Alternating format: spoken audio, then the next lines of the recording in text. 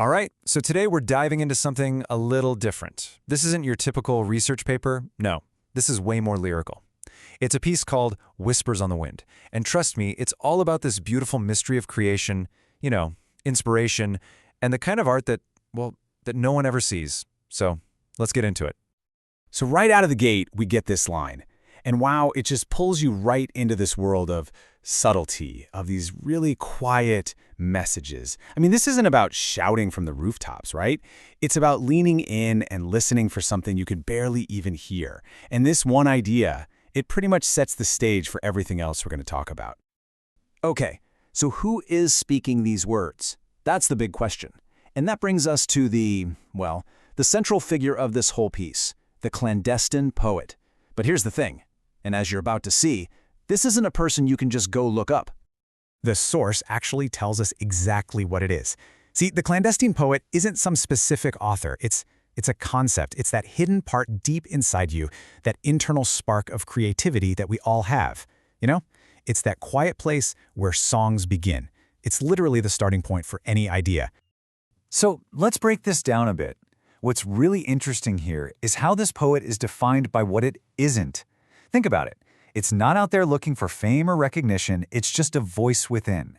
And it doesn't create from all the chaos and noise of the world. No, it writes what the silence spins. It takes that quiet, that contemplation, and turns it into art. Its impact isn't some big explosion either. It leaves marks in the quietest ways. Okay, so we've got the creator, the clandestine poet, but what is it actually creating? Well, the source calls them whispers on the wind. And that's just such a perfect way to describe what inspiration really is, isn't it?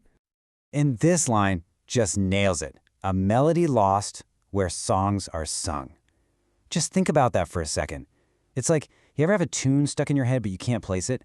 Or a random thought just pops into your brain out of nowhere? That's what these whispers are. They're these little ideas that feel like they've always been around, just floating out there, waiting for someone to finally listen. It's the raw material for everything. So how does this all happen? The source kind of lays out the whole journey for us, step by step.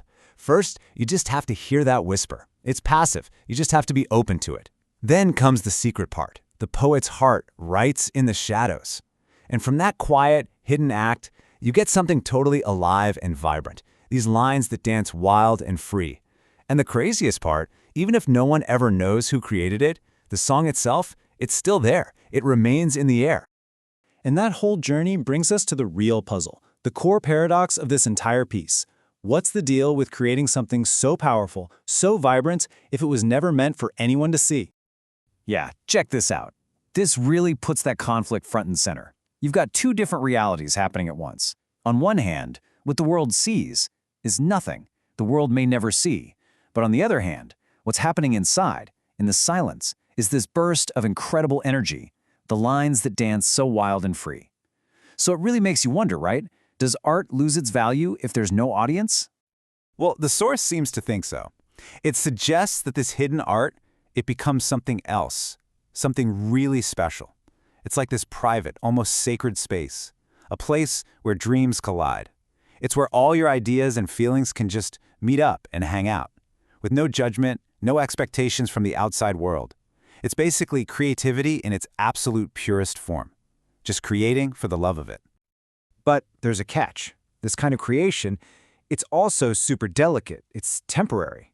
And the source has this one metaphor that just captures this idea perfectly. Each fleeting word, like a firefly's gleam. Just picture that. A firefly's light isn't some giant spotlight, right? It's this tiny, brilliant little spark in the middle of the dark. It's absolutely magical. It's beautiful. And the second you see it, it's not going to last. And that's the other half of it.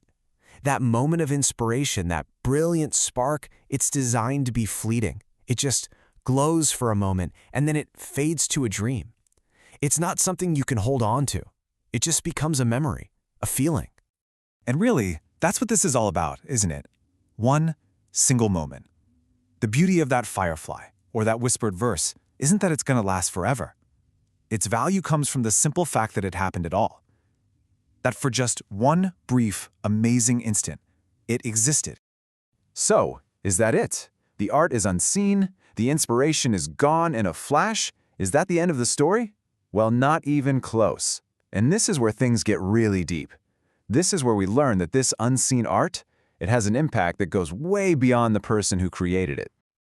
This right here, this is the key. The actual words, they might fade away like that firefly's light, sure, but the feeling behind them, the emotion, the essence, that doesn't just disappear. It sticks around. It becomes a fleeting echo of love and pain. It's a feeling that stays in the world, and other people can sense it, even if they have no idea where it came from. And boom, here it is, the big reveal. The act of making the art might be totally private, but the art itself, it's universal. It doesn't belong to the clandestine poet. It's a gift. It's for every heart that hears the call. Basically, it's for anyone who's willing to be quiet and just listen. So when you look at it this way, the legacy of this unseen art is just huge. It might start out as a secret little tune or a personal verse that no one else hears, but it doesn't end there. It grows into this echo of shared human experience, longing, love, whatever it is, that everyone can feel. It's this amazing transformation, right? It goes from one person's private thought to something we all share. And that's how the piece ends, with this incredibly powerful statement. This whole creative force, this cycle of whispering and listening, it's not a one-off thing. It's permanent. It's woven into the fabric of our world, forever there where songs are sung. Which leaves us with this one big question to chew on. If art is never seen, can it still have power? Well, according to Whispers on the Wind, the answer is a resounding yes. It suggests that maybe, just maybe, the most powerful art isn't what's hanging in a gallery or sitting in a museum. Maybe it's what you can feel, an unseen echo that literally changes the air around us, forever there, just waiting for us to listen.